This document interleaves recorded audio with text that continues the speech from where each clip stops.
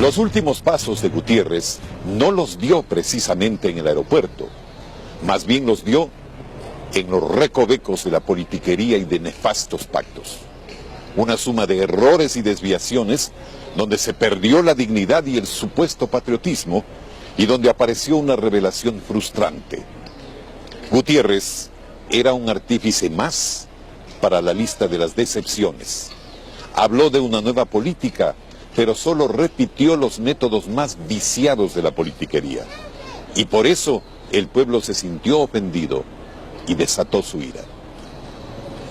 Alfredo Palacio quiso imponer rectificaciones desde la vicepresidencia, pero sus afanes fueron inútiles frente a un presidente que solo se aferraba a su círculo íntimo. Lenin, ¿cuánto tuvo que ver el distanciamiento de Palacio en la caída de Gutiérrez? Alfonso, el binomio Palacio-Gutiérrez estaba pegado con saliva. El tiempo y los discursos terminaron por evidenciarlo. A los pocos meses, el vicepresidente ya era un opositor. Observaciones continuas, ¿no es cierto? Por supuesto. Mientras tanto, Gutiérrez no se daba cuenta que este distanciamiento podría devenir finalmente en su caída. Como una de sus causas. Efectivamente. Ahora, en este informe, nosotros les vamos a presentar los últimos minutos del coronel, los últimos minutos del entonces vicepresidente, que dejó de ser tal en el momento en que Palacio llegó a Palacio.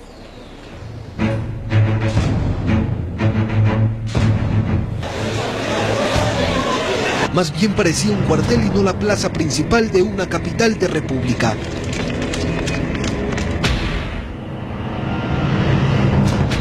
...17 de abril, la última vez que Lucio Gutiérrez salió de Carondelet. 2 días antes, junto al alto mando militar, había cesado a la corte, aprovechando un decreto de emergencia. Declárase cesantes los magistrados de la actual Corte Suprema de Justicia. La justificación que él me dio a mí, porque habían importantísimas decisiones que se iban a tomar en la Corte Suprema de Justicia que no podían ser aceptadas. El último funcionario en ingresar al régimen del coronel entiende que el gobierno a esas alturas ya se había caído. El 12 de abril del 2005, el presidente Gutiérrez pudo sustentar su gobierno, pudo tener un proceso político apropiado. Pero no hubo los votos. ¡Lucio, fuera! Al día siguiente, el 13, comenzaron las manifestaciones, iban creciendo, y eso al coronel le quitaba el sueño. La preocupación de él que veía mucha manifestación y que tenía ya a sus alrededores.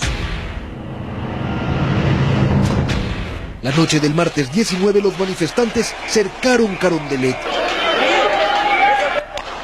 Militares y policías intentaban dispersarlos, pero ellos no querían irse si Gutiérrez no se iba también. Por cierto, Alfredo Palacio había llegado a Quito para cumplir compromisos propios de su rango en el último día de su vicepresidencia.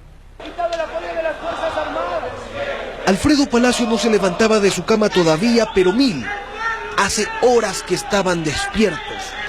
Eran los policías y los militares encargados de proteger los alrededores del palacio. ¡El pueblo unido jamás será vencido! 9:30 de la mañana, comenzaron los enfrentamientos. La embajadora norteamericana estaba en Carondelet para una reunión de rutina y se quedó 3 horas. Estaba en la agenda, es decir, se siguió una agenda normal.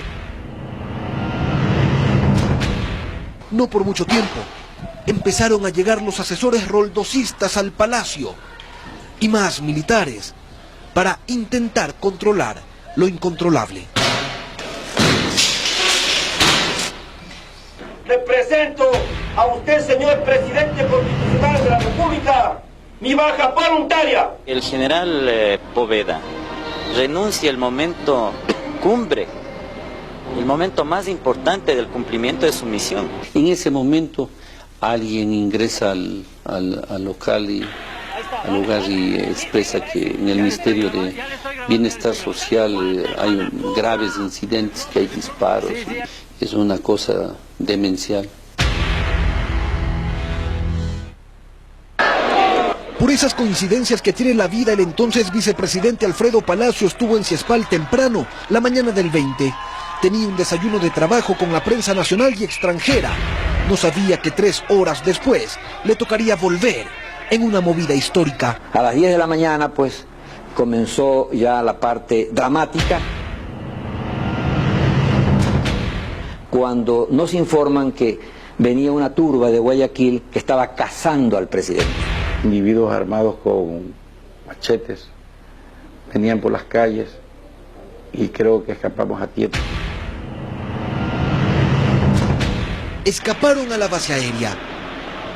Las intenciones primeras eran que se traslade a Guayaquil por su seguridad, pero no quiso. Las horas pasaban y en el Congreso decidían cesar al coronel Gutiérrez. Entonces Palacio toma la decisión de volver a Ciespal, pero antes hizo una llamada Al jefe del comando conjunto a pedirle que lo recoja, que lo venga a recoger, que lo lleve al Congreso Nacional. Le dio la orden al vicealmirante Rosero, pero nunca la cumplió. Lo importante era salir de la base. El doctor Palacio, la seguridad vicepresidencial y unos cuantos amigos se ubicaron en 4 vehículos y por distintas rutas avanzaron hacia Ciespal, donde recién iba a comenzar la otra parte de la historia. En Carondelet se esperaba que baje Gutiérrez, que él iba a hablar con los medios, decían, pero no se dejó ver. Quien apareció finalmente fue el ministro de Gobierno. Anunciaba al nuevo comandante general de policía la destitución de Bolívar González y algo más. El presidente de la República ha conminado al expresidente Abdalá Bucaram para que abandone el país. Lo juro. A esa hora ya se conocía la decisión del Parlamento y el retiro del apoyo de Fuerzas Armadas. Fuerzas Armadas acaba de anunciar el retiro del apoyo al presidente de la República. Muchas gracias. Pero, ¿cómo se enteró Gutiérrez de la decisión del Congreso? A través de los medios que le cesaban, lógicamente dijo que era inconstitucional. Conversa con el jefe del comando conjunto y lógicamente que les agradecía hasta ese momento que le hayan apoyado, pero que eso no quería decir que él renunciaba. Abajo los militares tomaban la decisión de desalojar a los periodistas, empleados administrativos y exfuncionarios. El jefe de la Casa Militar sube a la residencia presidencial, se reúne con el coronel y le pide que abandone Carondelet. Le dice que él le brindará toda la seguridad que necesite. Sale el señor presidente a tomar unas pertenencias para dirigirse hacia el balcón sur, y a donde tomaría el helicóptero. Y afuera, la seguridad alrededor del palacio comenzaba a replegarse. Deja de ser presidente, básicamente por esa lealtad. Porque Bucaram le ayudó con la amnistía, porque le respaldó en la campaña política en su elección. Los primeros en romper el cerco eran los que llevaban la bandera y estuvieron más de 15 minutos solos. De repente, empezaron a llegar de todas partes. ¡Viva la patria!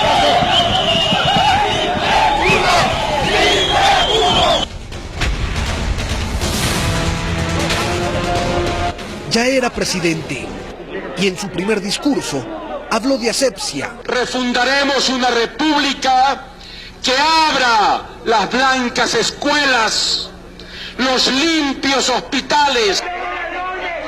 Dio una rueda de prensa y se dirigió al despacho del director de Ciespal. Allí comenzaba el ejercicio de su poder, en medio de un infierno. El presidente y los que estábamos junto a él, pues realmente llegamos a pensar que podía ser un linchamiento masivo. Durante este tiempo Palacio no tuvo resguardo de la fuerza pública, aunque cuando llegó el entonces comandante de policía, Marco Cubero, creían que las cosas podían cambiar. Yo le dispuse al general Cubero que descienda a ver si hay condiciones de seguridad. No volvió nunca. Claro.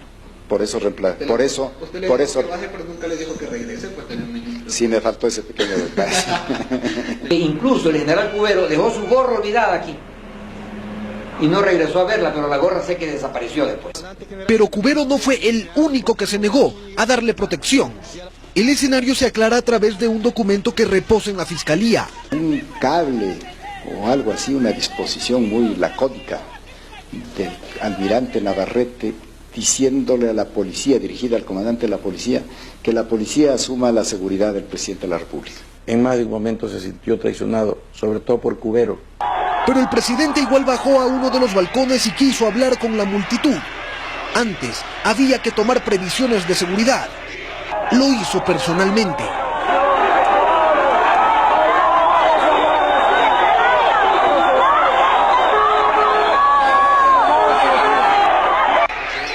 Cerca de las 6 de la tarde llegaron los primeros policías.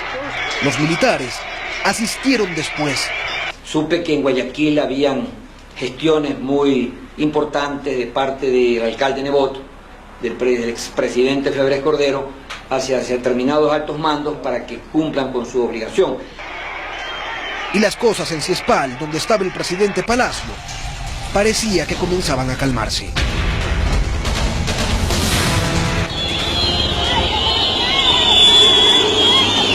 Las consignas de la multitud se vieron acalladas de repente.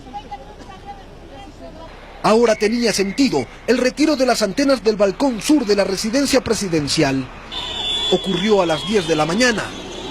La fuga estaba lista desde entonces.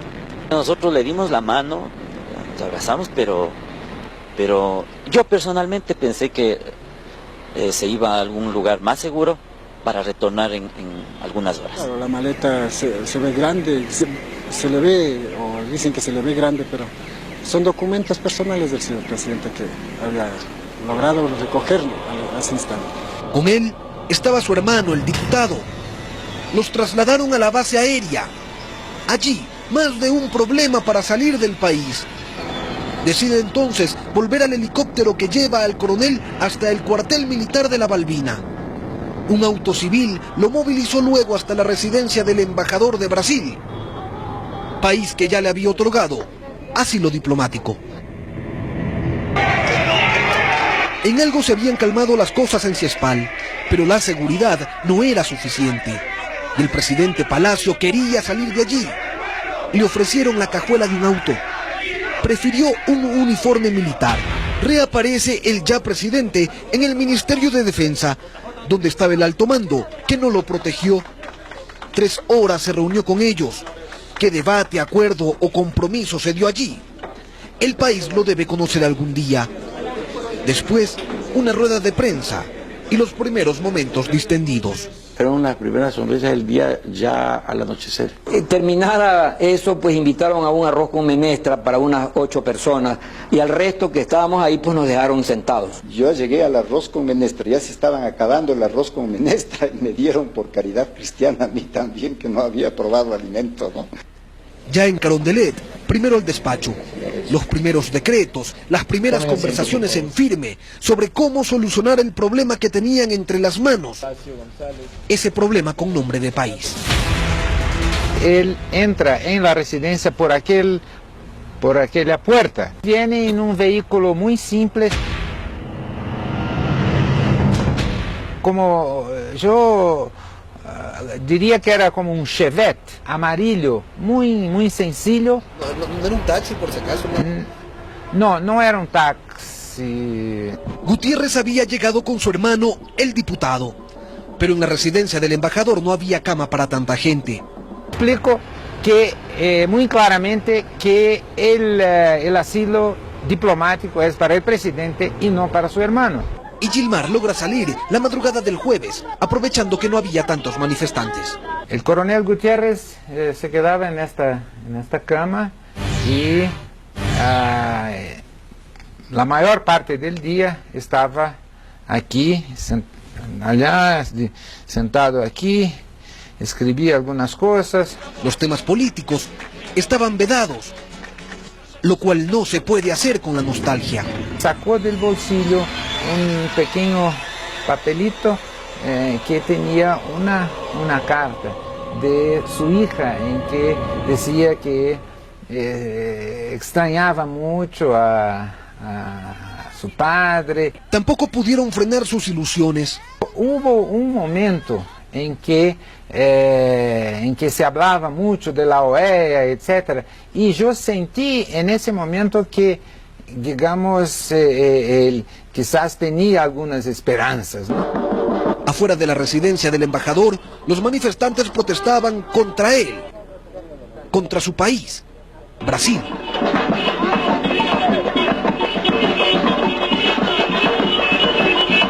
El coronel pidió hablar con el presidente Lula, pero no lo hizo.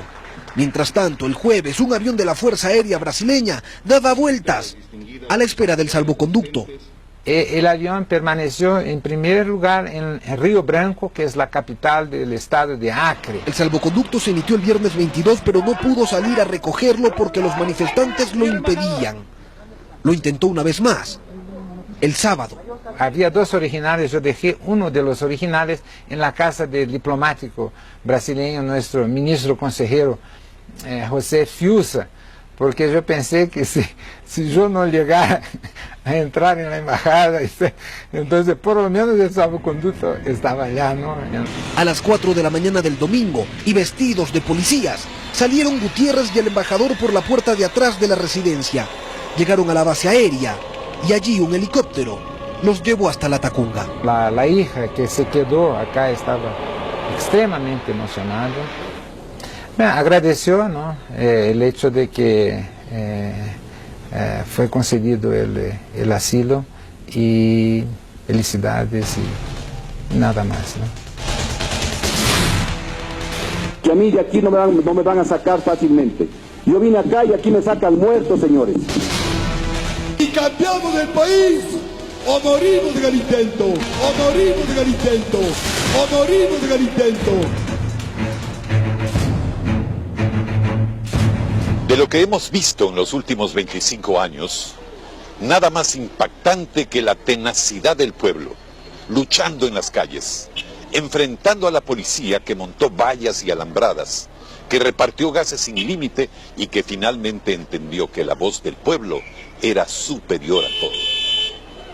Murieron 2 personas, otra perdió el ojo y un sinfín de asfixiados y golpeados se repartieron por los hospitales. Los medios de televisión tuvimos que multiplicarnos más allá de las posibilidades técnicas para poder copar todos los lugares donde brotaba la rebelión. El Centro Colonial de Quito volvió a ser el escenario de la protesta, como en la Revolución de las Alcabalas, en la caída de Enríquez Gallo o en la gloriosa de mayo de 1944. La lucha de los forajidos pasa a la historia con ese nombre y como muestra de que el pueblo siempre está vigilante.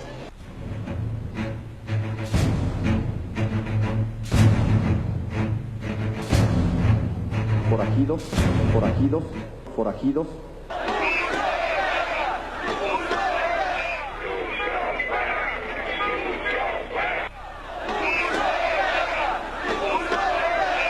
El desastre de gobierno que tuvimos. Un gobierno de compadrazgo, de familiaridad. De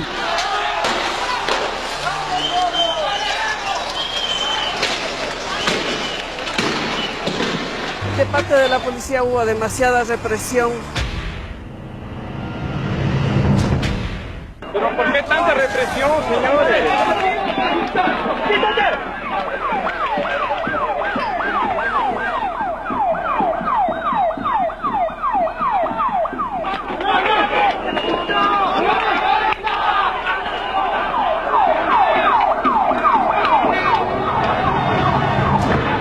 Bueno, estábamos en la cobertura, fue el momento, el instante en que los policías decidieron lanzar los gases lacrimógenos. Pero nadie se percató de que había 3 niños en el sector de la iglesia de San Agustín. Y la iglesia de San Agustín tenía un pequeño cerramiento, pero los niños no podían treparse. Entonces, junto a mi camarógrafo, corrimos de inmediato a auxiliar a esos niños que estaban llorando.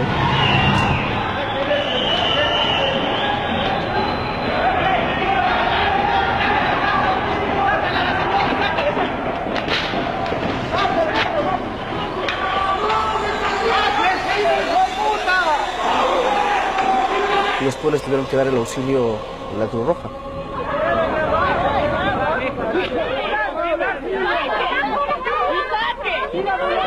en ese instante en el que identificábamos los niños y el gas lacrimógeno, yo corrí y ya no vi qué pasó con Julio García. Él estaba, nos parecía en buenas condiciones, aunque algo exaltado por la situación. Todo el mundo estaba exaltado. Julio García le pedía a mi camarógrafo que haga las tomas de los niños.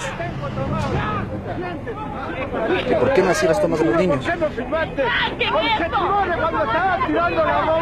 No entendíamos por qué esta persona le exigía eso.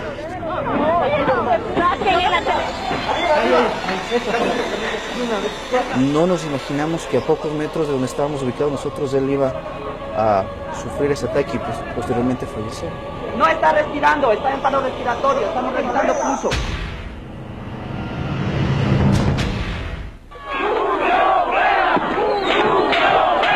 Me pareció bien interesante el fenómeno porque antes habíamos visto que se necesitaba la fuerza de los indígenas para hacer caer el gobierno, como el caso de Bucaram.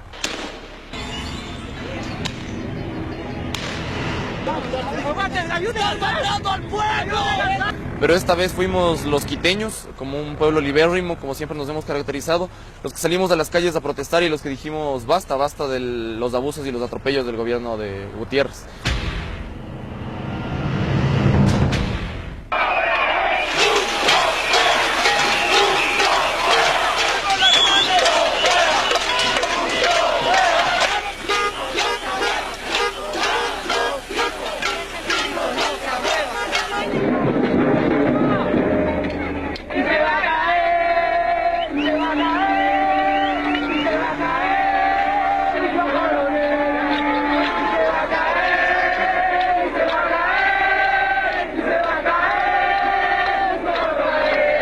Y eso no van a conseguirlo.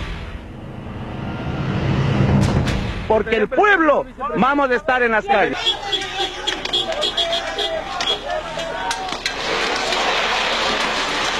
Este Renan Borbú es un sinvergüenza. Es el único que genera conflictos entre el pueblo.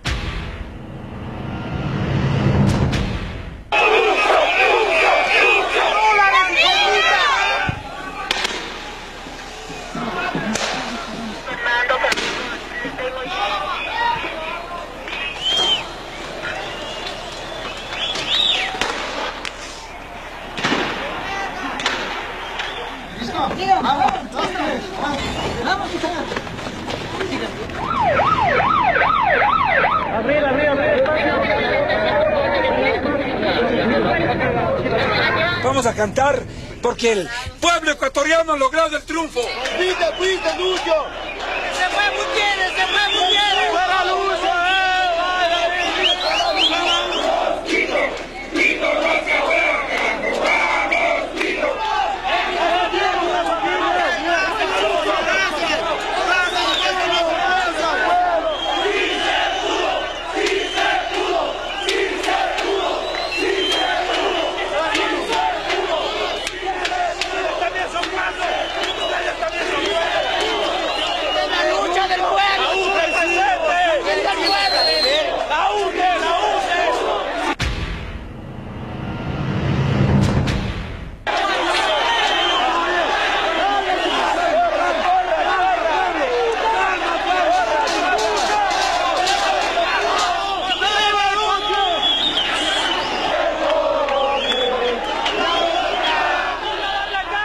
Una lección a los políticos, a los diputados.